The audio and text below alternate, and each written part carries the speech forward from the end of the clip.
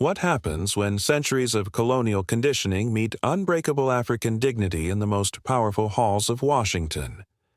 You're about to witness the exact moment when the old world order cracked, and a young African president's 7 words rewrote the rules of international diplomacy forever.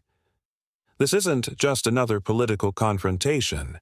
This is the story of how Ibrahim Traoré, a 34-year-old military leader from Burkina Faso, walked into the lion's den of American power and emerged victorious in a battle that would echo across continents. Picture this: the Hart Senate Office building, where America's most powerful senators have orchestrated global affairs for decades. These marble corridors have witnessed the rise and fall of nations, but nothing could have prepared them for what was about to unfold on this particular afternoon. The mahogany-paneled hearing room buzzed with an energy that veteran Washington insiders couldn't quite place. Something felt different. The usual choreographed political theater was about to meet authentic African leadership in its purest, most uncompromising form. News crews positioned their cameras with unusual precision, their seasoned operators sensing they were about to capture something monumental. Diplomatic corps members from across the globe filled the gallery, while corporate lobbyists in their $1,000 suits whispered nervously among themselves. But here's what made this moment truly electric. Everyone in that room was about to witness the collision of 2 worldviews that had been brewing for centuries. On one side, the entrenched arrogance of Western supremacy. On the other, the rising tide of African sovereignty that would no longer bow to colonial conditioning. Ibrahim Traoré entered the chamber with the quiet confidence of a man who had survived coup attempts and stared down foreign puppet masters without flinching. His military fatigues stood in stark contrast to the expensive suits surrounding him, but this wasn't a fashion statement. It was a declaration of authenticity. At just 34, this young president had already transformed Burkina Faso from a French neo-colonial playground into a beacon of African self-determination. His eyes, as they surveyed the room, carried the weight of a continent's hopes and the unshakable conviction of someone who had nothing left to lose and everything to fight for. Behind him, though invisible to most in the room, seemed to flutter the colors of African dignity, red earth, proud heritage, and centuries of resistance against those who would reduce his people to mere subjects in someone else's empire. Across the curved dais sat Senator Ted Cruz, his signature smirk already playing at the corners of his mouth like a predator surveying what he believed would be easy prey. The Texas senator had built his entire political brand on these theatrical confrontations, turning Senate hearings into viral moments that fed his ambitions. Cruz's fingers drummed impatiently against his nameplate, his body language broadcasting supreme confidence. His staff had briefed him extensively on this African upstart who dared challenge Western interests in his homeland. Today, he believed, would be another easy victory in his ongoing war against what he called anti-American sentiment. Little did he know that he was about to face something he had never encountered before: an African leader who refused to play by colonial rules. When Chairman Martinez called the hearing to order, his voice carried the weight of diplomatic protocol as he introduced the witnesses. Ibrahim Traoré rose from his seat with measured grace, adjusting the microphone that seemed dwarfed by his commanding presence. His accented English was deliberate, each word carefully chosen to convey the sovereignty of his nation. Honorable Senators, I come before you not as a supplicant, but as the leader of a free people who— The sentence hung incomplete in the air. Cruz's voice cut through like a blade, sharp and dismissive. Mr. Traoré, if I may interrupt, your government's recent actions suggest otherwise. The room's temperature seemed to drop several degrees as the first blow was struck. Around the chamber, seasoned diplomats exchanged meaningful glances, recognizing the deliberate disrespect being displayed. This wasn't debate, this was calculated humiliation. But here's where Traoré revealed the first glimpse of his strategic brilliance.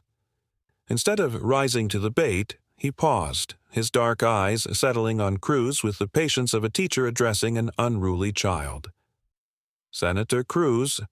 Traoré's voice carried a new edge, respectful but firm. "I appreciate your eagerness to engage." The slight pause before eagerness landed like a subtle counterpunch, drawing barely concealed smiles from several observers.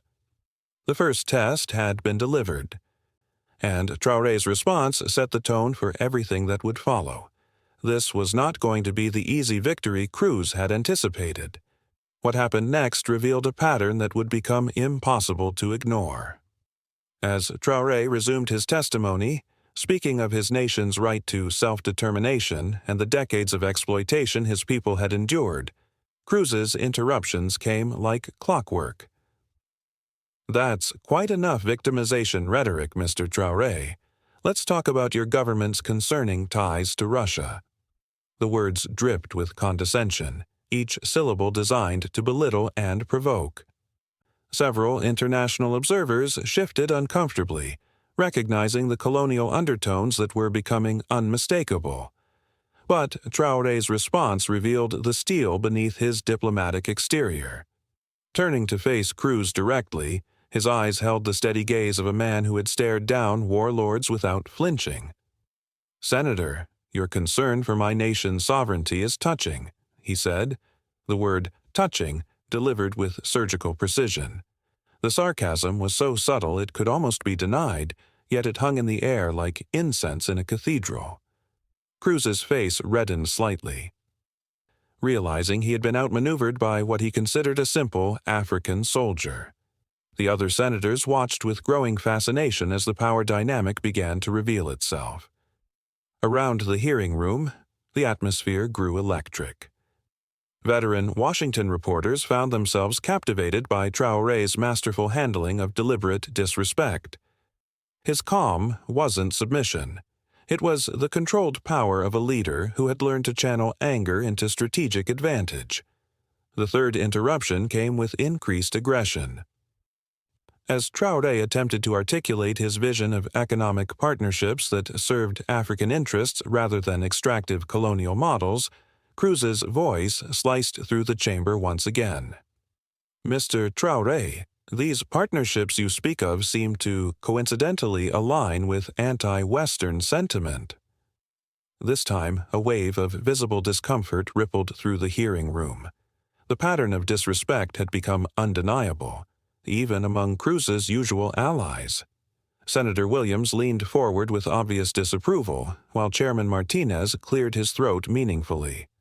But it was Traoré's response that truly shifted the energy in the room.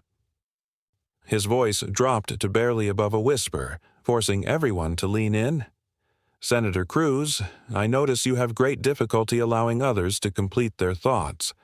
Perhaps this reveals more about your character than mine." The observation landed like a surgical strike, precise and devastating in its simplicity.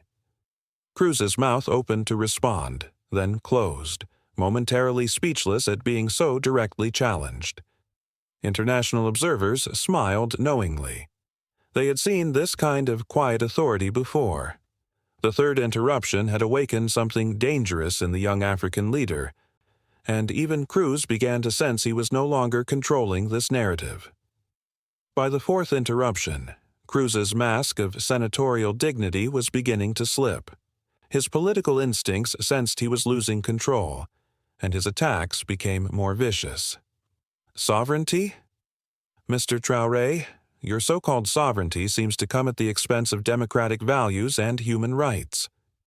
The accusation was designed to wound, to paint the African leader as a dictator in military fatigues. But this time, the room's reaction was markedly different. Several senators visibly winced at the harshness. Even Chairman Martinez finally intervened. "Senator Cruz, the witness deserves the courtesy of completing his statements." The rebuke from his own colleague sent a visible shock through Cruz's frame. Other senators began nodding in agreement, their body language clearly distancing themselves from his increasingly aggressive tactics. Traoré's response carried the weight of continental dignity. "Senator, Your repeated interruptions speak volumes about your respect for African voices. The observation hit like lightning, illuminating the colonial undertones that everyone could now clearly see. Social media exploded as clips spread globally, with hashtags trending across multiple continents within minutes. Cruz's fifth interruption came with the desperation of a drowning man. "Mr. Traoré, your inflammatory rhetoric threatens regional stability and democratic progress." The accusation rang hollow in the charged atmosphere, sounding more like panic than authority. News anchors across Africa began providing real-time commentary, their voices filled with pride and anticipation. French Ambassador Dubois shifted uncomfortably, recognizing the implications for his country's neo-colonial interests. British representatives whispered among themselves, suddenly concerned about their own extractive partnerships. Chinese observers watched with keen interest, understanding the geopolitical earthquake unfolding before their eyes. Traoré's response carried the accumulated fury of centuries. "Senator Cruz, your inability to allow an African leader to speak reveals the very mindset that has kept our continent in chains." The words hit the chamber like a thunderbolt, finally naming the elephant that had been lurking in every exchange. Cruz's face went pale as he realized the global optics of what he had created. The chamber crackled with electric tension as Traoré prepared what everyone sensed would be his final attempt at civil discourse. His posture straightened with military precision, the weight of African ancestors seeming to settle on his shoulders. "Senators, the young people of Burkina Faso look to leaders who defend their dignity, not those who—" Cruz's sixth interruption exploded with the desperation of complete political panic. "Enough, Mr. Traoré. Your radical agenda threatens everything we've built in West Africa." Chairman Martinez slammed his gavel twice, his face flushed with barely contained fury at the complete breakdown of senatorial decorum. The international gallery erupted in barely suppressed outrage as the mask of American respectability finally shattered completely. Every camera in the room focused on Traoré's face as a transformation began that would be replayed millions of times across global media. His diplomatic composure didn't crack, it evolved, metamorphosing into something far more powerful and dangerous. The young soldier president stood at the precipice of a moment that would define not just his legacy, but the relationship between Africa and the West for generations to come. The silence that followed Cruz's sixth interruption stretched like a taut wire, ready to snap. Every soul in the chamber sensed history balanced on a knife's edge.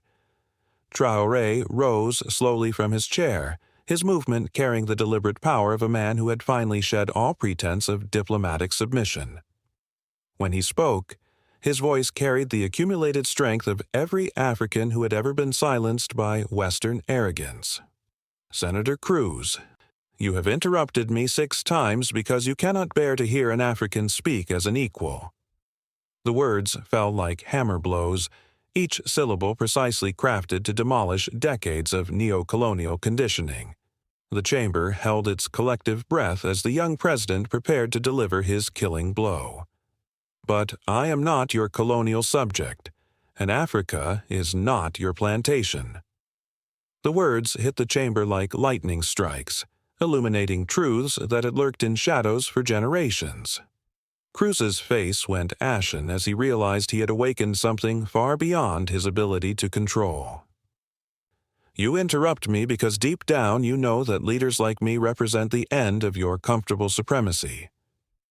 The accusation hung in the air like a sword of Damocles, cutting through every pretense of American exceptionalism. Other senators sat frozen, unable to process the complete reversal of power dynamics unfolding before their eyes.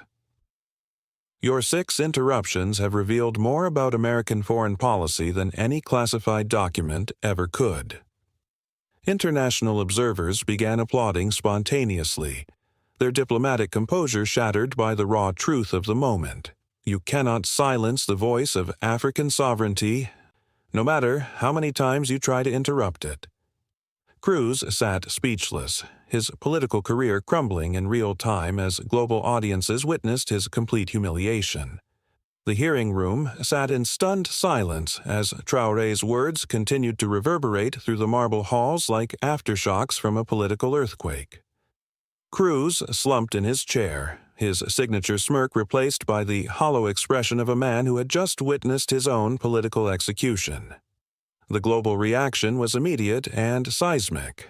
Within minutes, a "Let Africa Speak" was trending worldwide. News networks across continents interrupted regular programming to broadcast the confrontation, recognizing they were witnessing a defining moment in international relations. African capitals erupted in spontaneous celebrations. In Ouagadougou, crowds gathered around televisions, cheering as their young president dismantled American arrogance with surgical precision.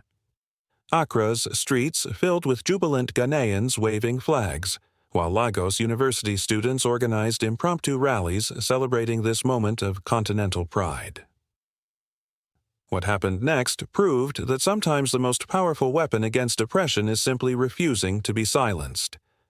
French President Macron's office issued emergency statements distancing France from American diplomatic failures. British officials scrambled to salvage their own African relationships. Chinese state media gleefully replayed the confrontation, highlighting Western hypocrisy in their coverage of global democracy. Brazilian President Lula tweeted his support within minutes, followed by leaders across the global South celebrating this unprecedented moment. European Union officials held emergency meetings to discuss the implications for their own neo-colonial partnerships across Africa. Stock markets trembled as investors recognized the geopolitical earthquake that had just reshaped international relations. The seventh response had not just humiliated one senator, it had exposed the fundamental weakness of Western supremacy to a watching world. Universities across 6 continents began incorporating the Cruz Traoré confrontation into their international relations curricula as a defining moment in post-colonial resistance. Harvard's Kennedy School hosted symposiums analyzing the dignified defiance model that Traoré had demonstrated under pressure. Youth movements from Brazil to Bangladesh adopted the phrase, "You cannot silence us," as their rallying cry against systemic oppression. UNESCO declared the hearing transcript a document of global significance, preserving it for future generations to study. The impact transcended politics, inspiring artists, writers, and musicians to create works celebrating the power of dignified resistance against institutional racism. But here's what makes this confrontation truly remarkable.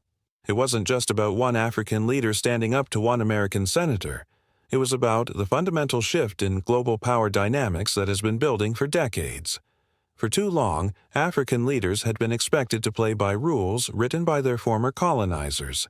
They were supposed to speak when spoken to, accept interruptions with grace, and never challenge the fundamental assumptions of Western supremacy. Ibrahim Traoré shattered that template forever. His response proved that dignity, when backed by unshakable conviction, is more powerful than all the political theater in the world. He showed that sometimes the most revolutionary act is simply refusing to accept disrespect. To truly understand the significance of what happened in that hearing room, you need to understand the broader context of Africa's relationship with the West. For centuries, African leaders had been systematically undermined, dismissed, and silenced in international forums. They were expected to be grateful for whatever crumbs of respect were thrown their way, never to demand equality as a right rather than a privilege. And this conditioning ran so deep that even well-meaning Western politicians like Cruz genuinely believed they had the right to interrupt, dismiss, and lecture African leaders about their own country's affairs. Traoré's response didn't just challenge Cruz. It challenged an entire system of international relations built on the assumption of Western superiority. The confrontation marked more than just a diplomatic victory for one African nation.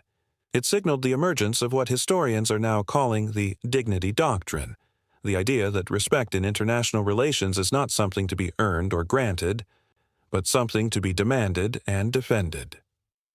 Leaders across the global South began citing Traoré's example in their own interactions with Western powers. The days of grateful subservience were officially over, replaced by a new era of sovereign equality that could not be interrupted, dismissed, or silenced. For American audiences, the confrontation forced an uncomfortable reckoning with their country's approach to African relations.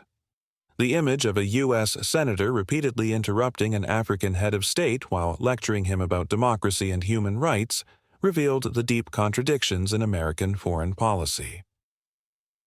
Social media exploded with Americans expressing embarrassment and anger at Cruz's behavior, while others defended what they saw as legitimate questioning of foreign leaders. The divide revealed how deeply the colonial mindset still ran in American political culture. But perhaps most significantly, it showed a generation of young Americans a different model of leadership, one based on dignity, authenticity, and uncompromising principle, rather than political theater and manufactured controversy. What Traoré achieved in that moment went far beyond diplomatic victory. He transformed the narrative of African leadership from one of victimhood and dependency to one of strength and sovereignty. For decades, African leaders had been portrayed in Western media as either corrupt dictators or grateful recipients of Western aid and guidance. Traoré shattered both stereotypes, presenting himself as neither victim nor supplicant, but as an equal who demanded to be treated as such.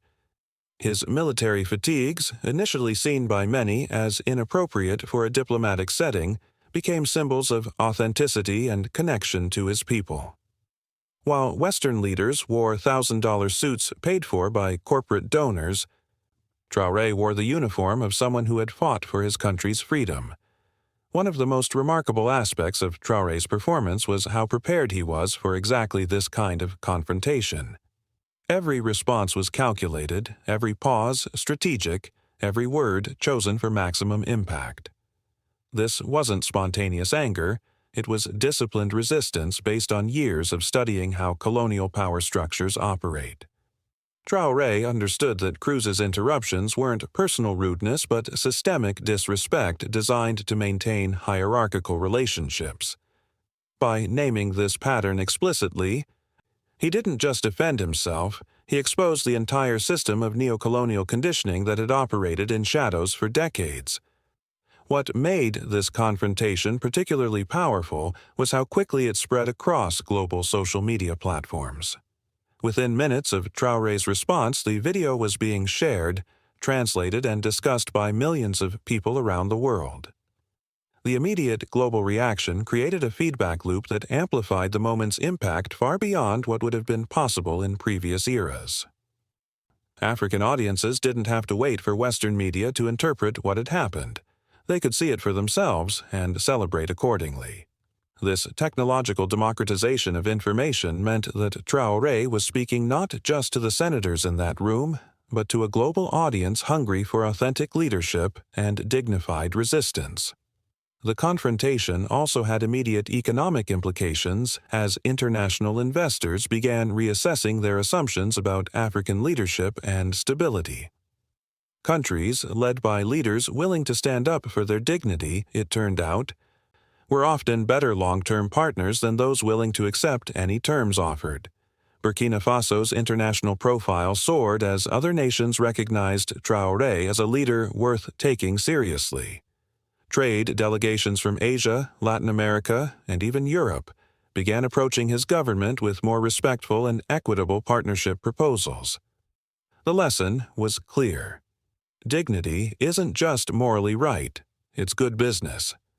Perhaps the most lasting impact of Traoré's response was how it inspired a broader cultural movement celebrating African dignity and resistance. Musicians wrote songs about the confrontation.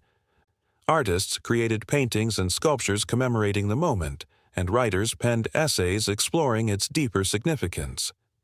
The phrase, "I am not your colonial subject," became a rallying cry for young Africans across the continent who had grown tired of being treated as second-class citizens in their own country's international relations. Fashion designers created clothing lines celebrating African pride, while filmmakers began developing movies about the confrontation and its aftermath. Universities around the world began using the confrontation as a case study in multiple disciplines.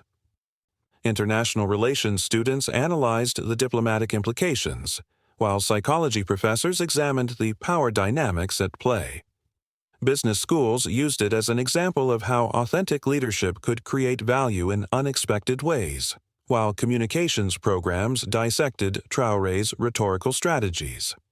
Most importantly, African universities began teaching it as an example of how their graduates could engage with the world, not as supplicants seeking approval, but as equals demanding respect. For many Africans, Traoré's response carried deeper spiritual significance.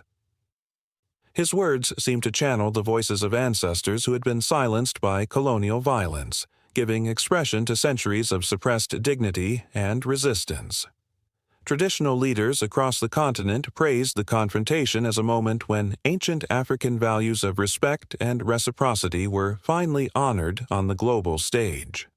The image of a young African leader standing firm against Western arrogance became a powerful symbol of ancestral vindication, proof that the colonial chapter of African history was finally closing.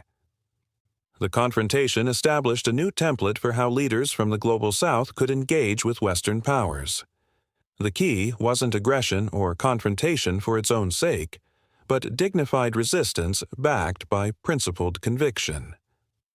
Other leaders began adopting what became known as the Traoré model, prepared, principled, and uncompromising in defense of their nation's dignity while remaining open to genuine partnership and cooperation.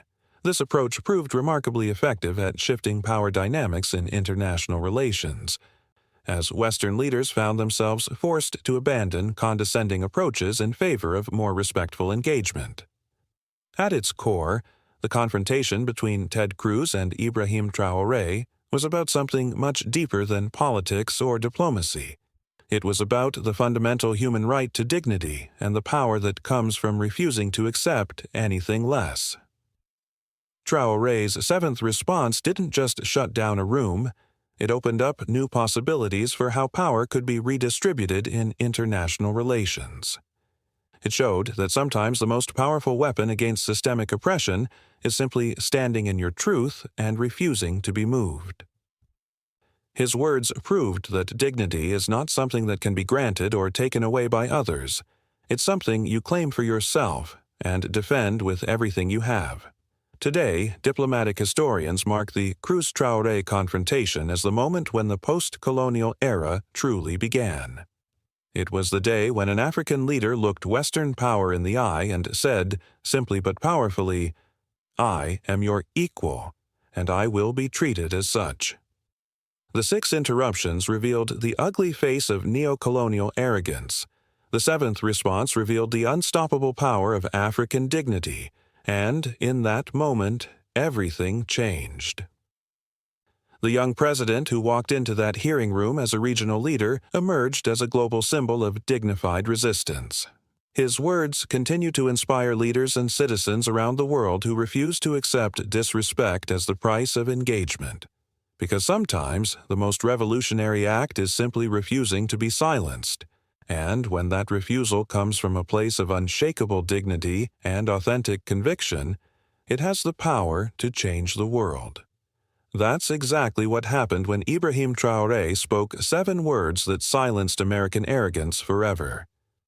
I am not your colonial subject, and Africa is not your plantation.